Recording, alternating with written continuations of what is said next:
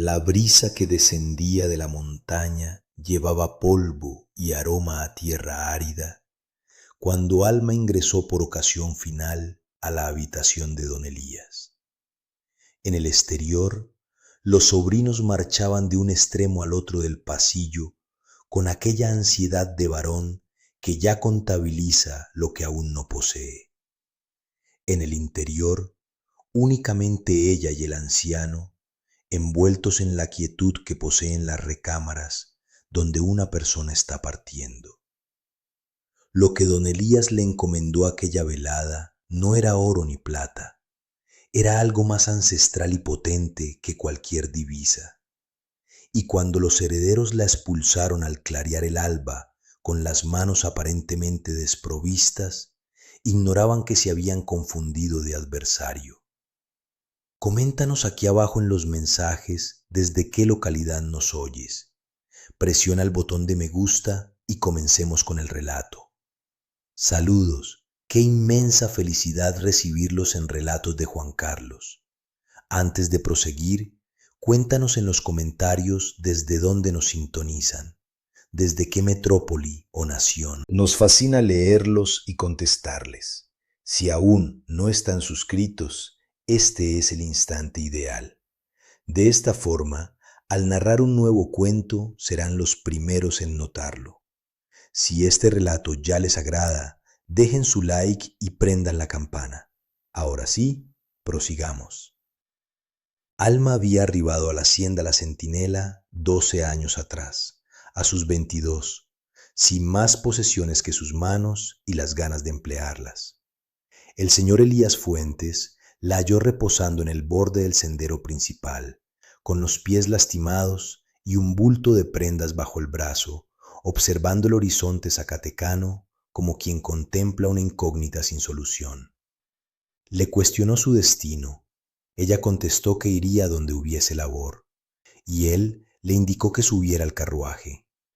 12 años más tarde, Alma distinguía cada roca de la finca mejor que sus propios anhelos.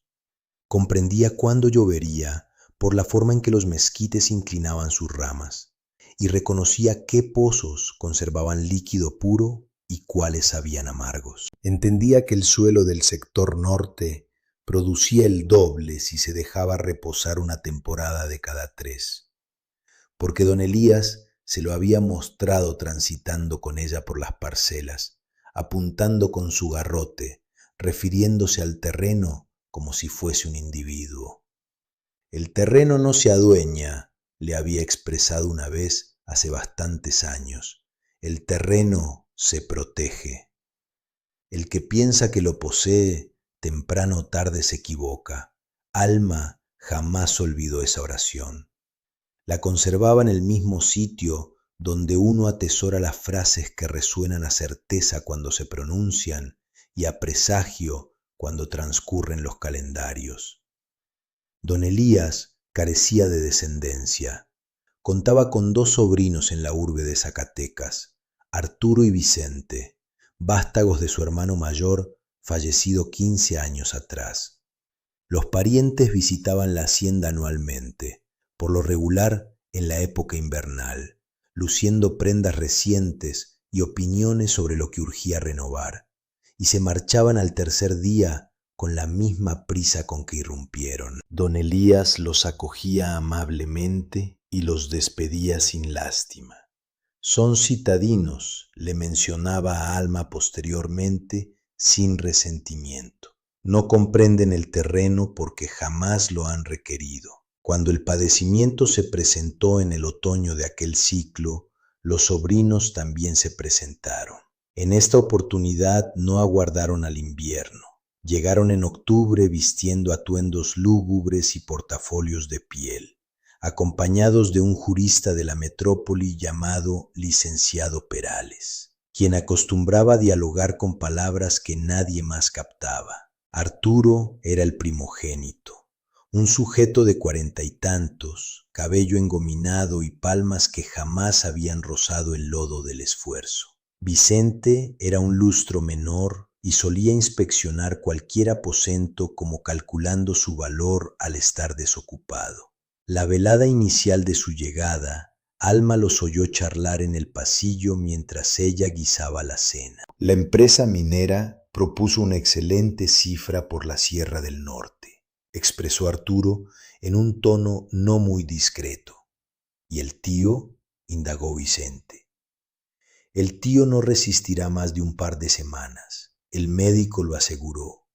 Hubo quietud. Entonces cerramos el trato apenas poseamos las escrituras. Alma continuó cortando vegetales sigilosamente, pero una opresión en su pecho se agudizó con una intensidad que superaba la simple melancolía. Don Elías resistió 10 jornadas adicionales. Alma no se apartó de su vera en esa decena de días, salvo para ejecutar las labores de la hacienda que no admitían demora, dado que la finca no se detiene aunque alguien perezca, y don Elías lo habría deseado de tal modo.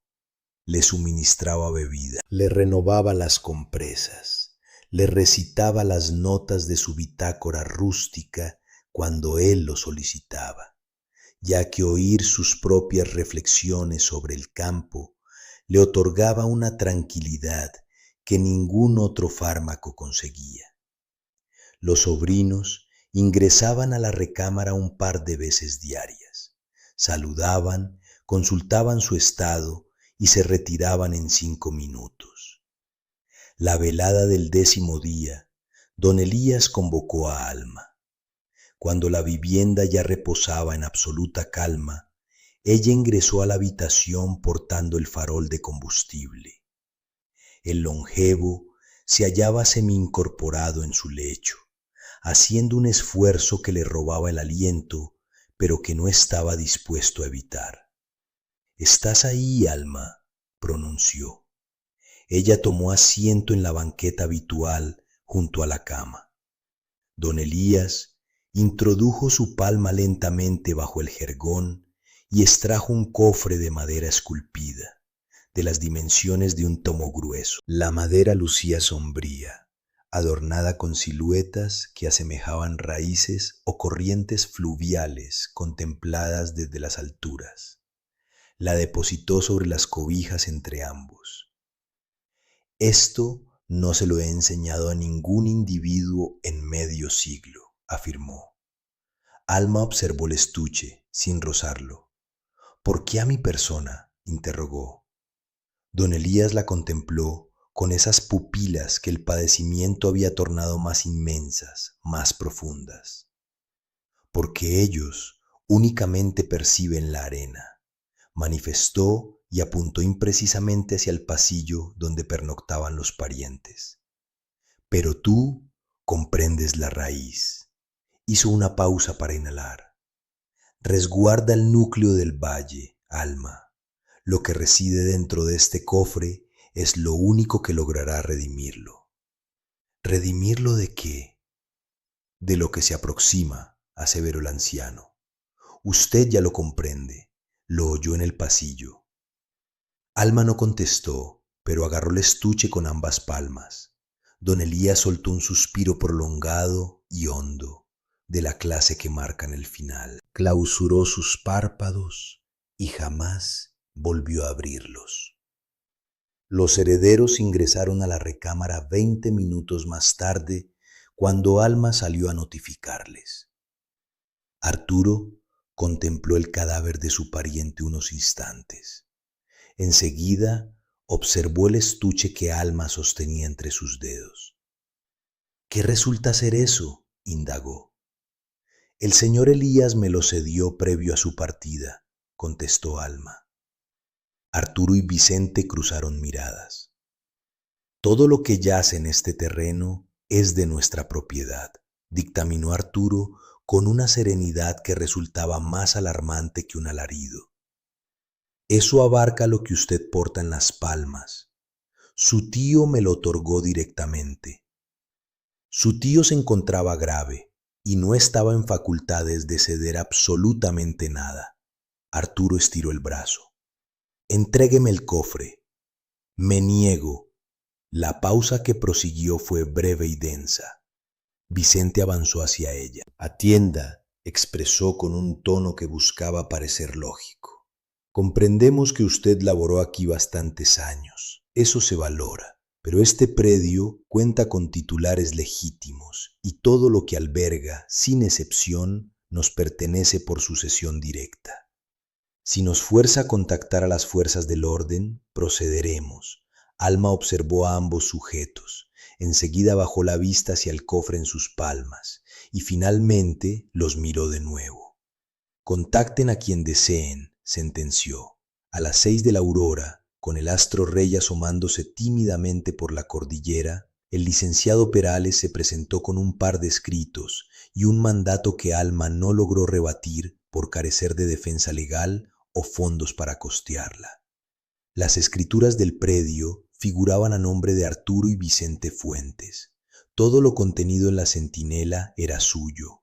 Le permitieron marcharse con su indumentaria, sus utensilios individuales y lo que lograse sostener en los brazos. Alma cruzó la cerca con el bulto de prendas bajo una extremidad y el estuche de madera bajo la otra.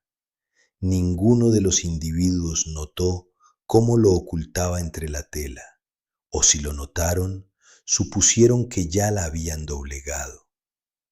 Marchó hasta el añejo árbol de mezquite del paraje, al cual identificaba desde la jornada inaugural en que pisó la centinela. Don Elías le había comentado que poseía 2 centurias de existencia y que los pioneros de la villa lo emplearon como faro de ubicación para demarcar los límites iniciales. Tomó asiento bajo el follaje del tronco, sobre el polvo árido y carmesí de Zacatecas, y destapó el estuche. En su interior no había riquezas de oro. Existían 3 objetos: un llavín de metal herrumbrado, extenso y macizo, de la clase que destraba accesos cerrados por mucho tiempo, un puñado de simientes envueltas en tejido, diminutas y sombrías, de una vegetación que Alma no logró identificar, y un plano trazado sobre piel curtida, con trazos hechos a mano, usando un pigmento que la época había tornado castaño, ilustrando la cordillera al norte de la llanura, con un sendero punteado que culminaba en un emblema, un anillo con ondulaciones en su interior.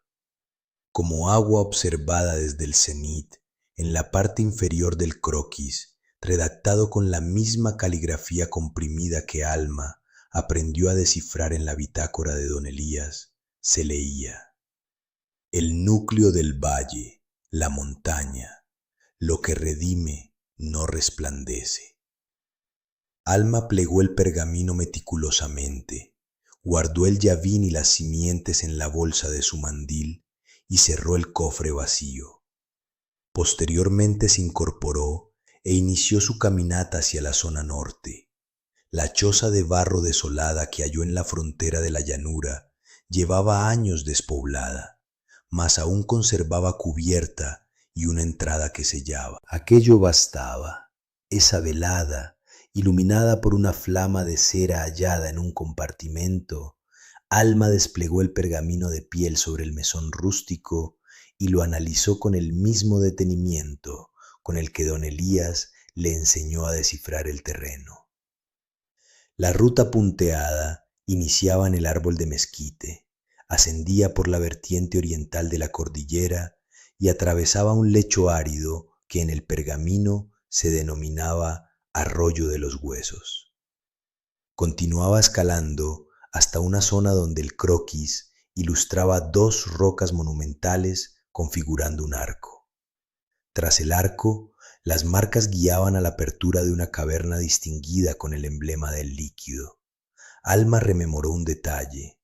Años atrás, en una de aquellas tardes en las que don Elías relataba mientras recorrían la finca, el anciano hizo alusión a los pioneros de la villa. Mencionó que los primeros pobladores que arribaron a la llanura no lo hicieron buscando plata ni riquezas, como la mayoría suponía. Llegaron rastreando el líquido, y bajo la elevación se ocultaba un caudal que no figuraba en ningún registro formal, puesto que los fundadores determinaron preservarlo como reserva para cuando se presentara una época de carestía. Alma había oído tal relato como se oyen los mitos de los ancianos, con reverencia mas sin credulidad. En este momento lo evocaba bajo una luz diferente. Mientras tanto, en la Centinela, Arturo y Vicente suscribían documentos con delegados de una compañía extractiva de la metrópoli. El proyecto consistía en detonar cargas en la elevación norte para remover recursos minerales que, según los análisis topográficos solicitados, se hallaban esparcidos en distintas vetas de la cordillera. Dicho procedimiento devastaría la corteza de la montaña e indudablemente corrompería las reservas acuíferas de los clanes rurales de la llanura. El presidente municipal, un sujeto apodado Cipriano, quien adeudaba múltiples favores a individuos acaudalados, autorizó las licencias sin revisar la totalidad de los expedientes, o tal vez los revisó y le resultó indiferente. La maquinaria pesada arribaría en un lapso de 3 jornadas. Alma partió antes del alba, tomando un sendero hacia la cordillera que no brindaba tregua. Arena inestable, rocas firmes, cactáceas brotando en los rincones más insospechados, con esa terquedad de lo que persiste donde no tendría que hacerlo. Prosiguió su marcha. El arroyo de los Huesos era justo eso, árido, con el lecho delineado únicamente por guijarros que las corrientes pulieron en épocas pasadas y que actualmente destellaban bajo el sol sin proyectar más que sofoco. Las 2 inmensas rocas configurando el arco las localizó al mediodía, cuando el sol se ubicaba en el cenit exacto, sin arrojar siluetas en dirección alguna. Eran prominentes, de material volcánico, y entre ellas el sendero se estrechaba hasta permitir el paso de un solo individuo a la vez. Alma cruzó. En la vertiente opuesta, el declive se transformaba. El suelo se percibía más sombrío, más empapado bajo la corteza, a pesar de que la capa superior luciera reseca. La maleza que brotaba allí lucía distinta, con un verdor más intenso, exhibiendo raíces que evidentemente alcanzaban algo de lo que el resto de la llanura carecía. Rastreó las marcas del croquis.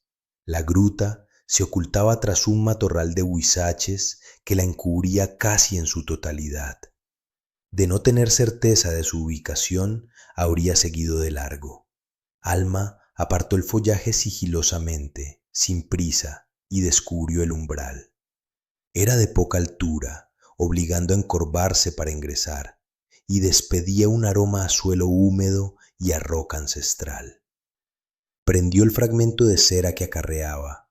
La gruta se expandía hacia su núcleo. En lo profundo, tras un recodo en el muro pétreo, se erguía un portal de madera y metal empotrado en la peña sólida, como si hubiese sido erigido en el interior previo a la formación de la misma caverna.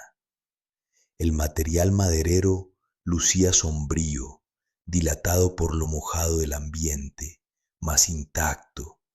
Los herrajes metálicos mostraban la herrumbre de las épocas, pero permanecían robustos.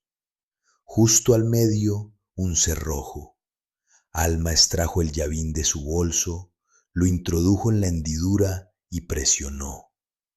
La pieza giró emitiendo aquel crujido profundo y rotundo de un engranaje que aguardó decenios para ser manipulado y que aún opera por haber sido forjado para perdurar. El acceso se abrió de par en par. El estruendo que se filtró era el bramido del caudal, no una simple gota, no un chorrito, sino un torrente vigoroso y profundo, fluyendo sobre la peña con esa fuerza silenciosa de lo que carece de apuro porque tiene certeza de su destino. Alma ingresó. El venero colmaba una cámara del tamaño del santuario local. El agua lucía cristalina hasta su lecho, gélida, ostentando ese fulgor propio de lo que no ha contemplado los rayos solares en muchísimo tiempo, sin que por ello pierda su perfección. Alma lo destapó con sus dedos lentamente. En su interior reposaba un pliego de papiro denso, plegado meticulosamente, redactado por ambos lados con una caligrafía ajena a los tiempos de don Elías, proveniente de una era muy anterior. Se trataba del legado original de los pioneros de la llanura. Alma lo revisó a la lumbre del fragmento de cera, erguida junto al venero, acompañada por el rumor del cauce resonando en la cámara. El pergamino decretaba, con la exactitud de individuos conscientes de lo que legaban y el motivo, que el venero de la elevación constituía un bien colectivo del poblado, que quien portara el llavín y los escritos primigenios se erigía como el custodio auténtico de los recursos naturales, que ninguna entidad municipal o corporativa poseía facultad para abolir tal prerrogativa, y que cualquier alteración en la cordillera que amenazara el venero representaba una infracción al acuerdo inaugural de la villa. Arribó a la llanura cuando el astro rey declinaba, y la arena carmesí de Zacatecas adquiría tonos dorados con los últimos destellos. Los vehículos de la compañía extractiva arribaron esa misma aurora, y la maquinaria se ubicaba en la base de la elevación norte. Los jornaleros de la firma aguardaban la orden para iniciar labores. Arturo y Vicente se encontraban en el medio del ágora acompañados del jurista Perales, detallándole al alcalde Cipriano que todo se hallaba en regla jurídica y que cualquier queja de los residentes carecía de sustento. ¿Nos encuentras amenazando? Les comunico los hechos, replicó Alma. Existe una gran distinción. Arturo clavó su vista en el jurista Perales. El licenciado Perales examinó a Alma con el gesto de un sujeto curtido en múltiples percances, capaz de intuir cuando un panorama amenaza con enredarse. Si lo ensucian, no únicamente extravían el pacto, sino que asumen responsabilidad penal por menoscabo al acervo histórico. El mutismo en el ágora resultó total. Vicente observó a su consanguíneo.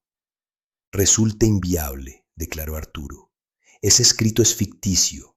Ninguna persona tiene noción de venero alguno. El señor Elías sí lo conocía, retrucó Alma. Por tal motivo me lo delegó a mi persona y no a ustedes. Arturo avanzó un paso en su dirección. Eso constituye papel obsoleto, carece de valor. Esa resolución recae en un magistrado, replicó Alma, no en usted. El magistrado de la villa respondía al nombre de don Próculo Medina. Contaba con 70 calendarios, vello facial níveo y la fama de un sujeto que había presenciado tantos eventos en su existencia que ya había perdido la facultad de asombrarse con algo ajeno a la autenticidad. Alma ingresó a su oficina aquella misma tarde portando el tubo de acero y el pergamino de piel. Colocó los elementos sobre el buró. Don Próculo se ajustó los anteojos y comenzó su lectura, analizando el texto durante 40 minutos sin emitir palabra. Alma aguardó acomodada en el asiento frente al buró, con las palmas reposando en sus piernas y la columna erguida. Cuando don Próculo concluyó, se retiró los anteojos y los aseó con su paño lentamente, tal como acostumbran quienes precisan de un instante para estructurar sus ideas. ¿Tiene idea de lo que posee aquí?, expresó por fin. Supongo que sí, contestó Alma. Un acta inaugural con validez jurídica activa, aseveró don Próculo. La normatividad referente al acervo histórico natural resulta evidente en estos escenarios. Este legado jamás fue abolido debido a que se ignoraba su existencia, lo cual implica que sus mandatos continúan en vigor. Inspeccionó el pergamino nuevamente. Las escrituras de los parientes amparan la corteza del predio, en efecto, mas carecen de potestad sobre los acuíferos subterráneos resguardados por este acta.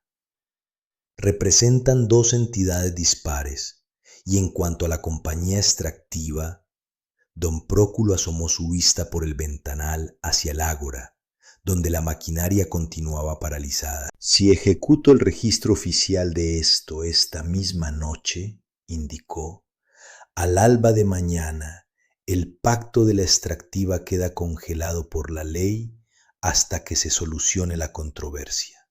Y considerando la condición del acta, el conflicto no se decantará a su favor. Alma asintió con un gesto. Proceda, afirmó.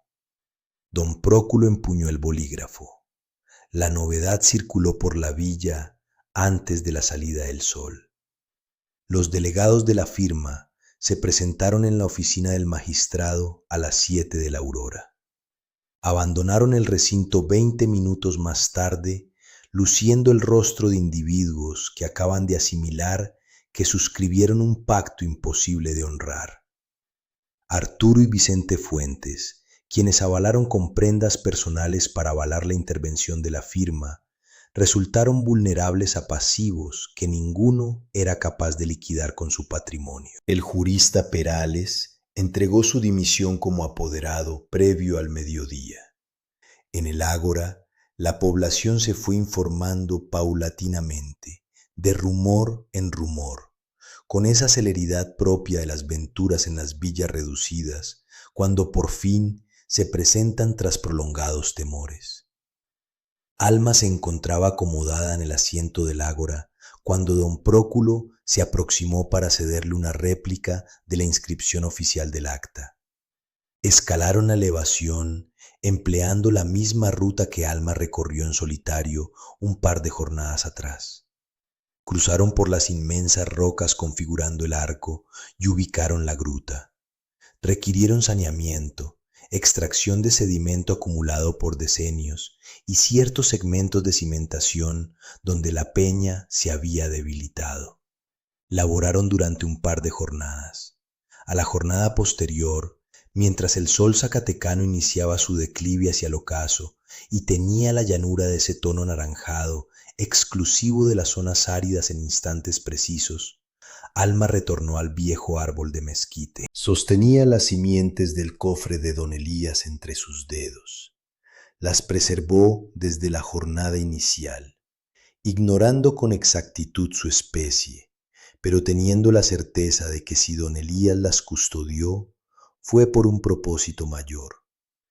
Rememoró a don Elías y sus palabras de aquella velada postrera, que ella comprendía la raíz, no la arena, que la riqueza no estaba destinada a inflar billeteras, sino a redimir a la villa, y que lo que redime no resplandece.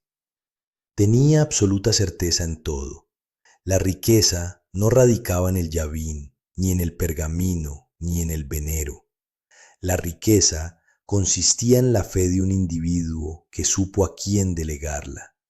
Un hombre que tras una docena de años, observando a Alma transitar su predio, dialogar con su terreno y descifrarlo, concluyó que ella era el ser indicado para heredar lo que ningún testamento ordinario era capaz de otorgar. La sabiduría de que el terreno no se adueña, se protege, y de que quien lo protege, llegado el instante crucial, lo resguarda. Alma frotó sus palmas contra el mandil y permaneció erguida frente al ejemplar de 2 centurias, mientras el astro rey descendía sobre la cordillera y el rumor del torrente fresco fluía por las acequias de la llanura. Zacatecas durante el ocaso exhibe una claridad inigualable, dorada, añeja y sincera. La clase de claridad que no oculta elemento alguno, ya que no precisa ocultar nada, pues lo que baña con su brillo resulta plenamente noble. Si te ha gustado esta historia, no olvides suscribirte al canal de Relatos de Juan Carlos para no perderte nuestras próximas narraciones. Dale like Activa la campanita y apóyanos compartiendo el video.